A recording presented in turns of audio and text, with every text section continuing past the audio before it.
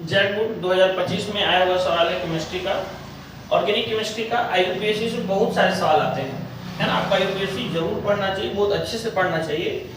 देखा जा रहा है 5 से 7 नंबर के सवाल जनरली आईयूपीएससी से रिलेटेड होते हैं। साथ ही साथ रिएक्शन में भी आपको आईयूपीएससी नेम से सवाल दे देगा। तो मिलाइएगा कि क्या है ना कि 8 से 10 नंबर के आईयूपीएससी के सवाल आ रहे हैं, है ना। पैसे मान लीजिए तो निम्नलिखित यौगिकों के आईयूपीएससी नाम लिख दो। सबसे पहले अगर आईयूपीएससी नाम इसका लिखना है हमको तो फैला के लिखने आना चाहिए हमको, है ना। इसको पहले हम फैला के अगर लिखें तो कैसे लिखेंगे, तो CH3 लिखा हुआ है बच्चों, तो पहले हम लिख देते हैं कि यहाँ पर एक CH3 है, ठीक।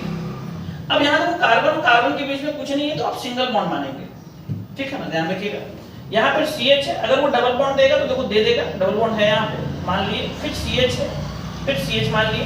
ध्यान रखिएगा H भी सिंगल बॉन्डेड से अटैच है कार्बन से, है ना। हम भले यहाँ पर H3 लिख दिए हैं, 3 हाइड्रोजन यहाँ पर सिंगल बॉन्डेड अटैच्ड है ना, जुड़े हुए हैं।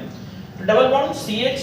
अब जैसे उसके बगल में C है तो हम C ले लिए, फिर ब्रैकेट में Br है। ब्रैकेट में Br का मतलब ये हुआ कि ये Br इसी C का है, और यहाँ पर ब्रैकेट में CH3 का होल 2 है, मतलब ये CH3 का होल 2 भी इसी C का है।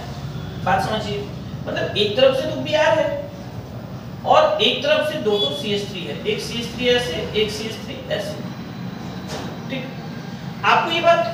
आपको हमेशा ये बात आना चाहिए कि सबसे पहले हम लोग क्या करते हैं ना, सबसे पहले हम कभी भी आईयूपीएससी नाम लिखेंगे, सबसे पहले हमको ब्रांच का नाम लिखना चाहिए, है ना। ब्रांच का नाम लिखना चाहिए, ब्रांच के बाद हमको साइक्लो लिखना चाहिए। ब्रांच मतलब जो शाखाएं होती है जिसको हम काउंट नहीं करेंगे, मेन कार्बन में काउंट नहीं करेंगे, मेन चेन में काउंट नहीं करेंगे, उसी को हम बोलते हैं ब्रांच। उसके बाद आपको रूट वर्ड लिखना होता है। रूट वर्ड में कार्बन की संख्या गिन के लिख देते हैं, एक कार्बन है कि 2 कार्बन है कि 3 कार्बन है कि 4 कार्बन है, गिन के लिखते हैं।